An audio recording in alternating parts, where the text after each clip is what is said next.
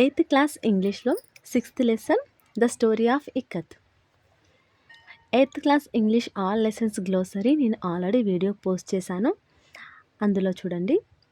ఇప్పుడు మనం 6th lesson vocabulary చూద్దాం. Laxman is a top class batsmen. Shruti is in class 8th. ఇక్కడ Laxman is a top class batsmen, ఇందులో class అనే వర్డ్ వచ్చింది. Shruti is in class 8th, ఇక్కడ కూడా క్లాస్ అనే వర్డ్ వచ్చింది. Next, we have 10 minutes left for the show. The minutes of every official meeting remains an important document. ఈ సెంటెన్స్లో minutes ఉంది, ఈ సెంటెన్స్లో కూడా మినిట్స్ అనే వర్డ్ వచ్చింది. బట్ ఇక్కడున్న మీనింగ్ వేరు, ఇక్కడున్న మీనింగ్ వేరు. The words underlined in the above sentences have the same spelling but they differ in meaning. ఇక్కడ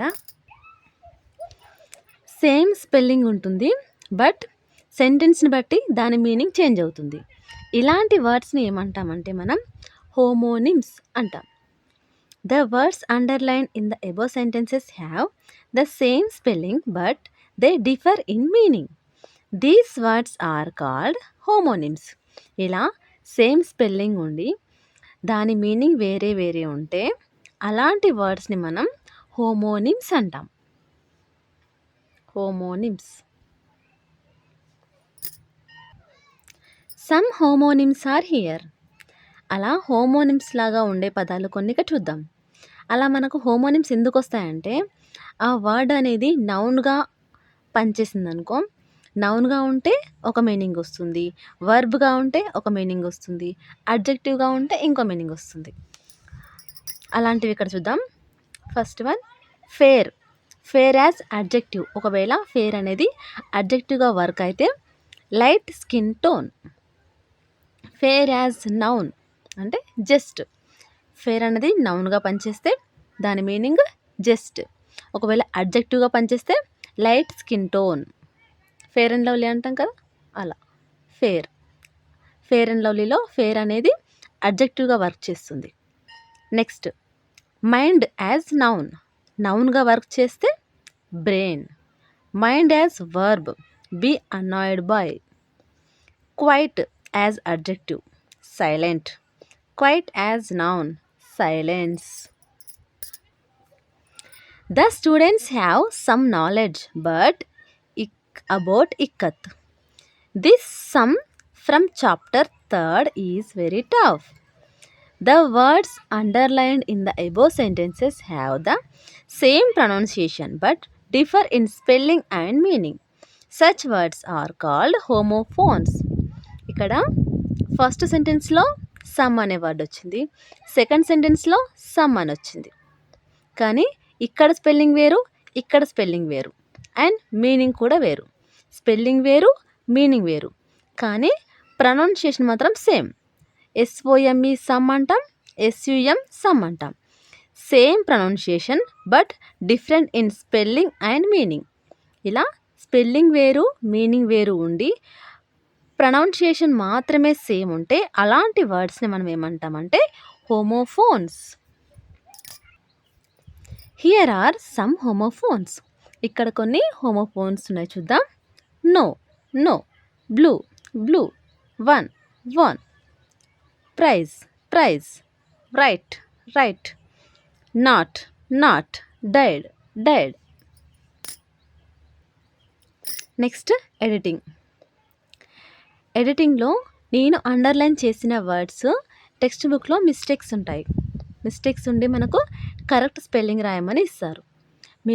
మీ దగ్గర కనుక టెక్స్ట్ బుక్ ఉంటే టెక్స్ట్ బుక్ పక్కన ఉంచుకొని ఈ ప్యాసేజ్ చదువుతూ ఈ మిస్టేక్స్ కరెక్షన్ చేసుకుంటే మీకు ఇంకా బాగా అర్థమవుతుంది. లలిత, ఏ 10-year-old girl sowed some tomato seeds in the kitchen garden. The seeds grew into little plants. After a few days, Lalita planted them in the middle of the garden. She pulled every weed and never allowed an insect or a worm near her pet plants. When the days were hot, she poured water to the plants at night also. She planted flowers all around her plot to make it beautiful. The flowers also grew and blossomed. Here are seeds planted and were and. These are the corrections in textbook. Next, grammar part. Ramya asked, "Are these fabrics from Indonesia?" The teacher said, "What can be the origin of the word?"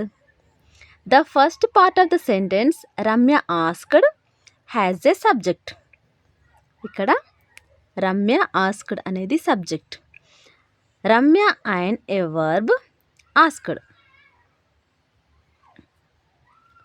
ఇక్కడ has a Ramya asked అనే దాంట్లో subject అనేది Ramya and A verb asked. Ramya అనేది subject, asked అనేది verb. This class is called the reporting class. This verb is called the reporting verb. ఇక్కడ Ramya asked ఉంది కదా, ఇందులో రమ్య అనేది సబ్జెక్ట్, ఆస్క్డ్ అనేది వర్బ్. అయితే మనం ఈ క్లాస్ని ఏమంటామంటే రిపోర్టింగ్ క్లాస్. రమ్య ఆస్క్డ్ ఇంతవరకు ఉంది కదా, దీన్ని రిపోర్టింగ్ క్లాస్ అంటాం. రిపోర్టింగ్ క్లాస్లో ఉన్న వర్బ్ ఆస్క్డ్ కాబట్టి దీన్ని మనం ఏమంటామంటే రిపోర్టింగ్ వెర్బ్ అంటాం.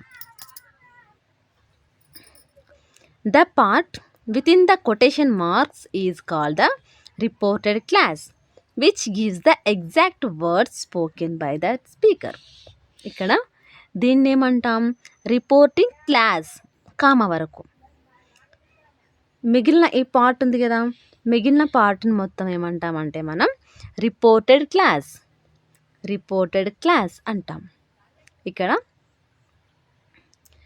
ఈ కొటేషన్ మార్క్స్లో ఉన్న ఈ సెంటెన్స్ అనేది పూర్తి మీనింగ్ ఇస్తుంది బై స్పీకర్. స్పీకర్ ఏం చెప్పాలనుకుంటున్నాడో ఆ మీనింగ్ మొత్తం రిపోర్టెడ్ క్లాస్లో ఉంటుంది. This is the reported clause. Ramya asked, are these fabrics from Indonesia? This is the reported clause. This is the reporting clause. Report the above sentences. Ramya asked if or whether those fabrics were from Indonesia. The teacher asked what the origin of the word could be. You will find the following changes. Change of the pronouns and adjective. These are those. Change of the verb in the reported class or were. Change of the question to a statement by adding if or whether. All above changes are made when the reporting verb is in past tense. ఒకవేళ reporting verb అనేది past టెన్స్లో ఉంటే ఈ పైన ఉన్న changes అన్నీ కూడా జరుగుతాయి. Pronoun change అవుతుంది, దీస్ ఉంటే దోస్ అవుతుంది, వర్బ్ చేంజ్ అవుతుంది, ఆర్ ఉంటే వర్ అవుతుంది. Look at the following possible changes while reporting. Reporting మనం చేసేటప్పుడు ఏవేవి ఎలా చేంజ్ అవుతాయో ఇక్కడ చూద్దాం. ప్రజెంట్ టెన్స్, ఒకవేళ ప్రజెంట్ టెన్స్లో ఉన్నట్లయితే ప్రజెంట్ సింపుల్లో ఉంటే పాస్ట్ సింపుల్లోకి చేంజ్ అవుతుంది. ప్రజెంట్ కంటిన్యూస్ ఉంటే పాస్ట్ కంటిన్యూస్. ప్రజెంట్ పర్ఫెక్ట్లో ఉంటే పాస్ట్ పర్ఫెక్ట్ చేంజ్ అవుతుంది. ఒకవేళ పాస్ట్ టెన్స్లో ఉంటే సింపుల్ పాస్ట్లో ఉంటే పాస్ట్ పర్ఫెక్ట్ చేంజ్ అవుతుంది. పాస్ట్ కంటిన్యూస్ టెన్స్లో ఉంటే పాస్ట్ పర్ఫెక్ట్ కంటిన్యూస్ టెన్స్కి చేంజ్ అవుతుంది. పాస్ట్ పర్ఫెక్ట్లో ఉంటే పాస్ట్ పర్ఫెక్ట్లోనే ఉంటుంది. Next modals can, could, may, might, will, would, must, had to. ఇక్కడ ఇలా ఈ వర్డ్స్ ఉంటే మనం చేంజ్ చేసినప్పుడు ఈ వర్డ్స్గా చేంజ్ అవుతాయి.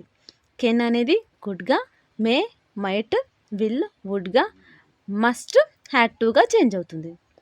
నెక్స్ట్ ప్రనౌన్స్ ఐ ఉంటే షీ కానీ హీ కానీ చేంజ్ అవుతుంది. వి ఉంటే దేగా చేంజ్ అవుతుంది. యూ ఉంటే ఐ, షీ, హీ, దే, వీగా చేంజ్ అవుతుంది.